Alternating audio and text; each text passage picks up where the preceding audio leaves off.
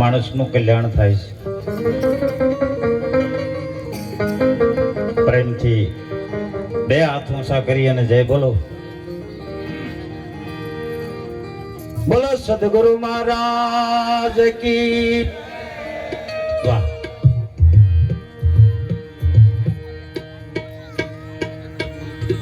આજે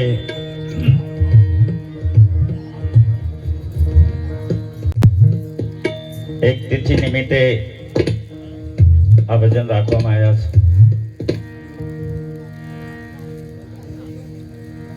મહાપુરુષો કહે છે આજની જે સભા એ ધર્મ સભા છે.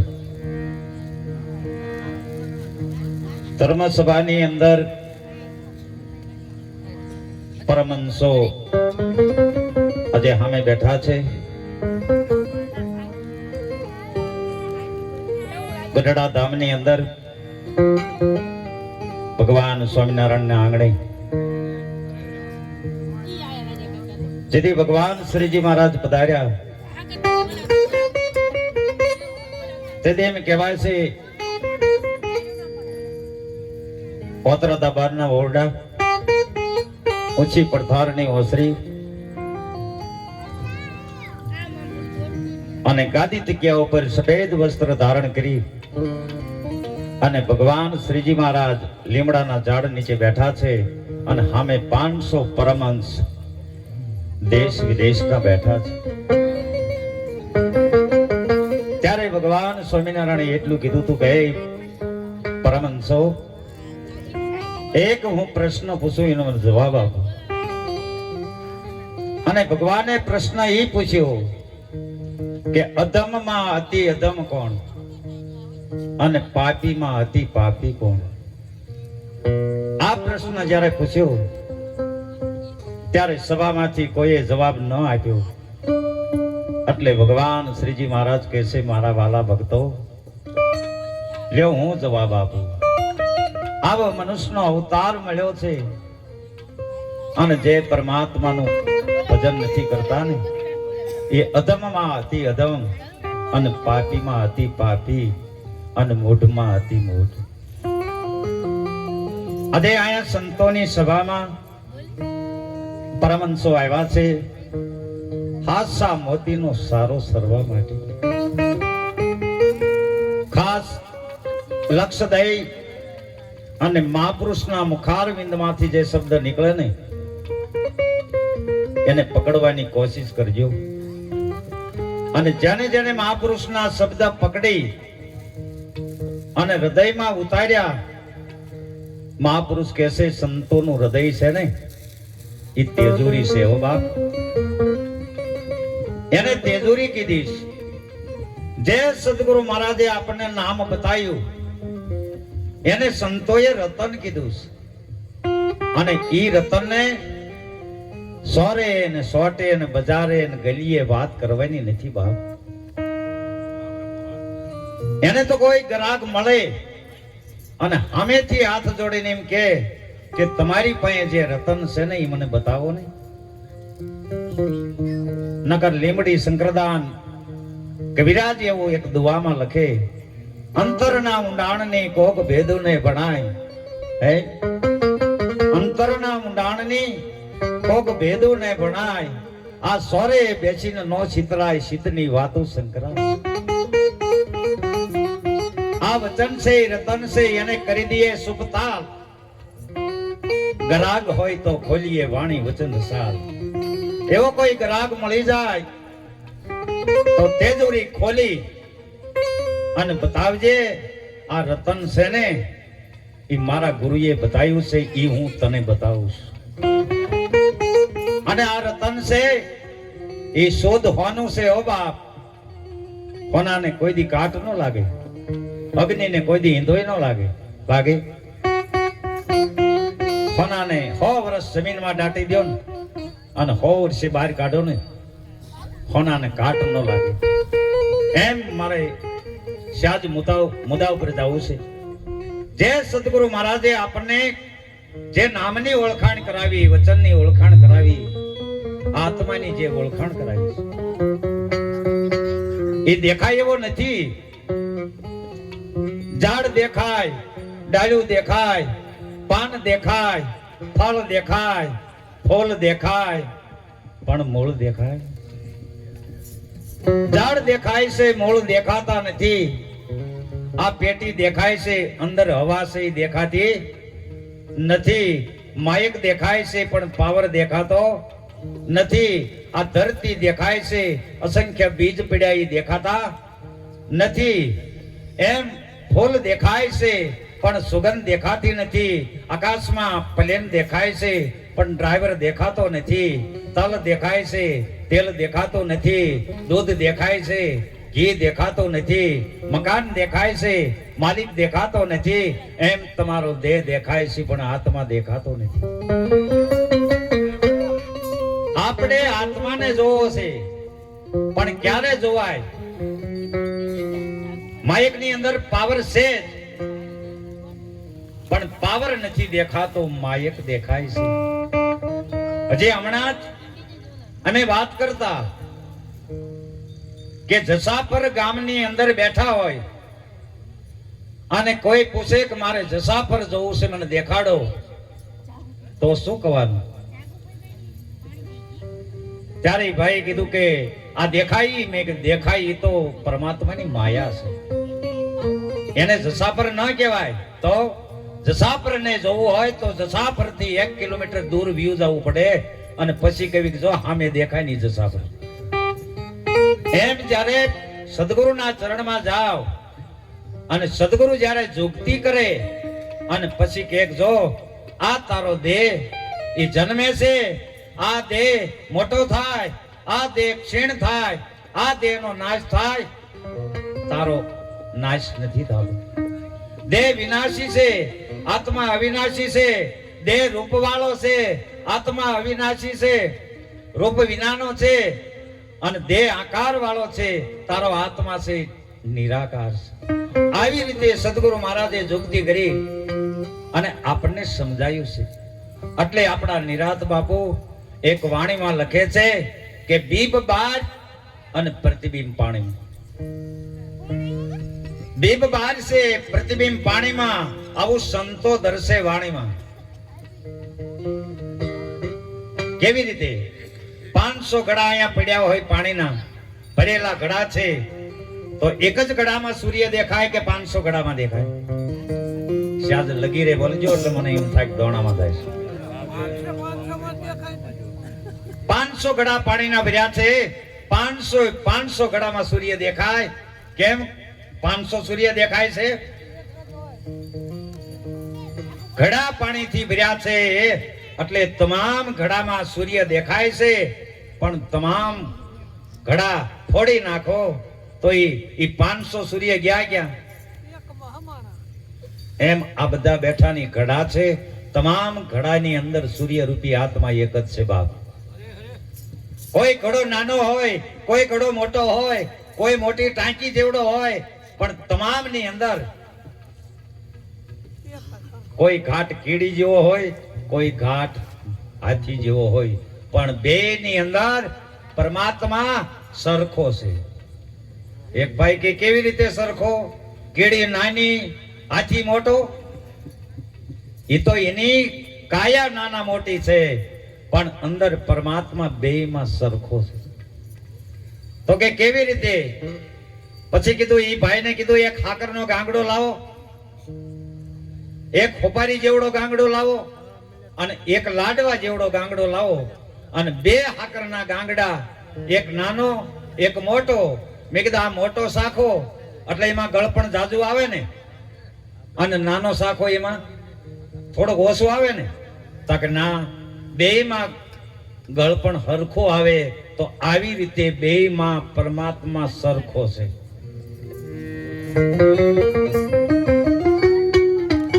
આવી રીતે બીબ બાર છે, પ્રતિબિંબ પાણીમાં, આવું સંતો દર્શે વાણીમાં.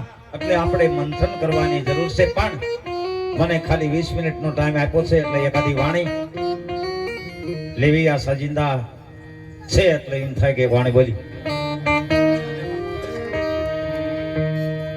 એ હરિજને માયા ભાઈ ભજન ગાઓ એટલે શાદીકો રાખજો. આ હરિજને માયા એ મારા હરિને સોંપી રે, આ ભક્તિ ના માટે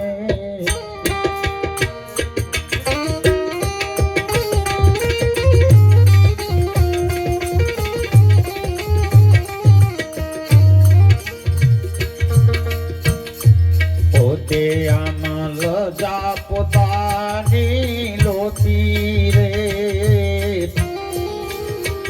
એ ભક્તિ ના માટે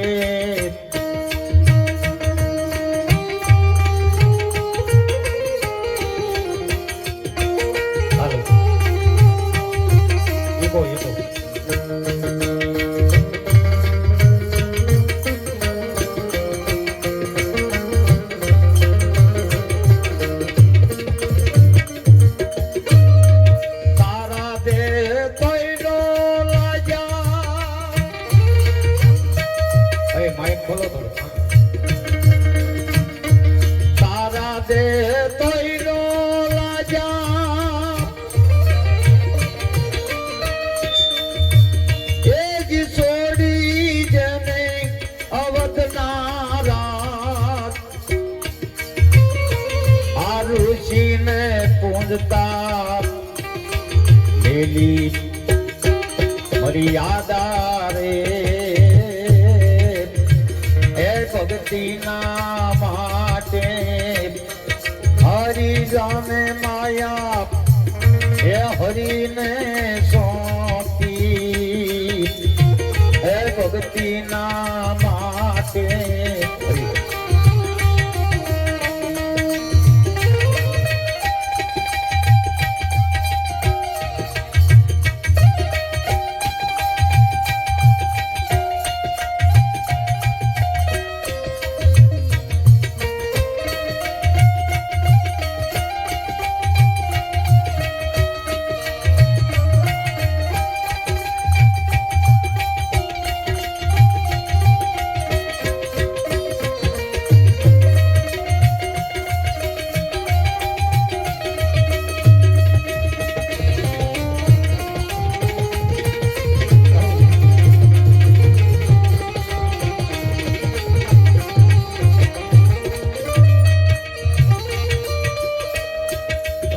પદમણી રૂપા રાણી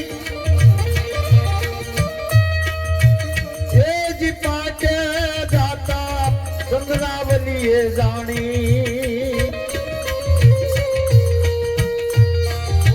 તે દી રાહુલ માલે તરવાર્યું તાણી રે, એ ભક્તિ ના માટે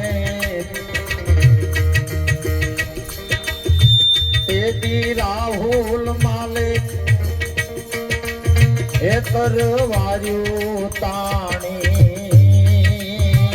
ભક્તિ ના માટે.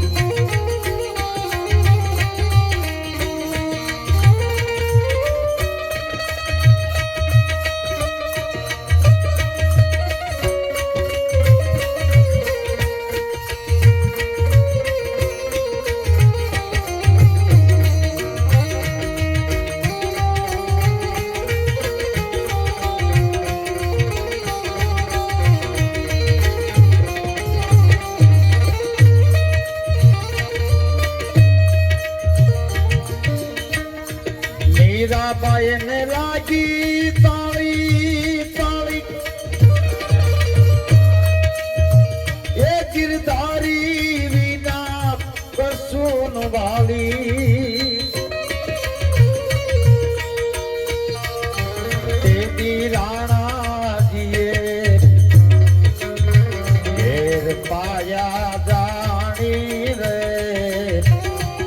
ભક્તિના માટે હરિજને માયા હરીને સોંપી રે એ ભક્તિના માટે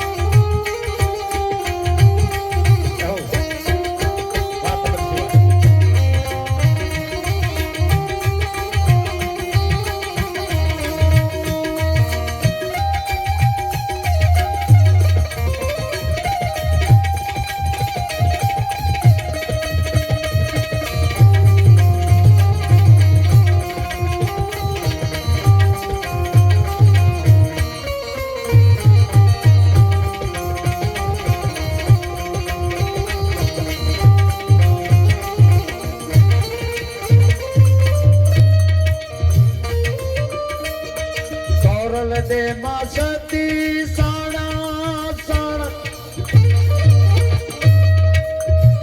એ જી સાતીર વાણી આન બોલે બંધાણા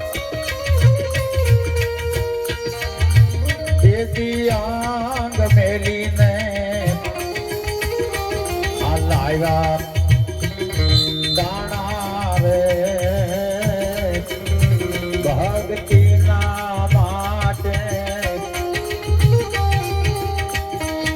હરિજને માયા મારા હરિને સોંપી રે ભક્તિના માટે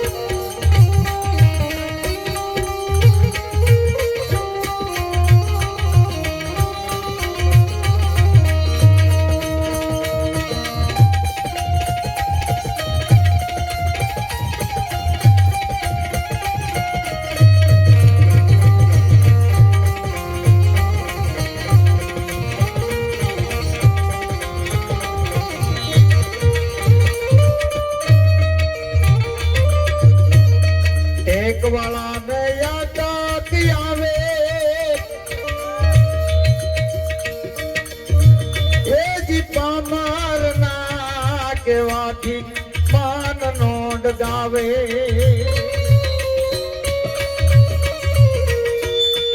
આવી સતિયું અમરા પોરમાં એ જાવે રે ભક્તિના માટે હરિજને માયા મારા હરિને સોંપી રે ભક્તિના માટે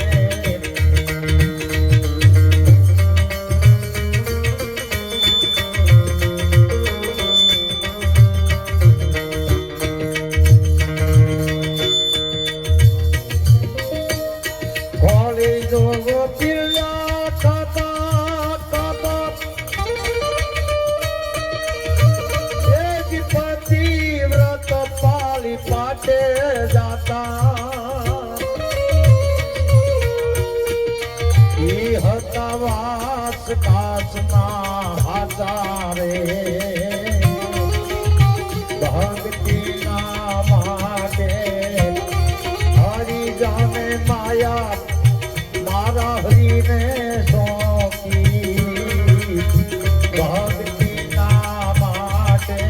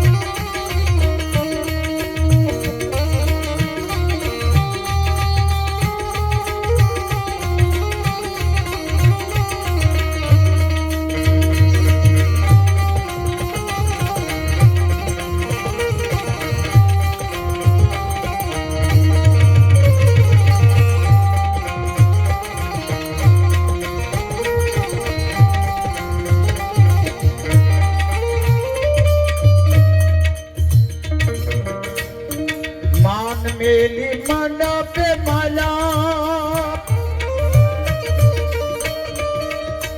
એ જ સદા ગુરુ ના બોલે બંધાણા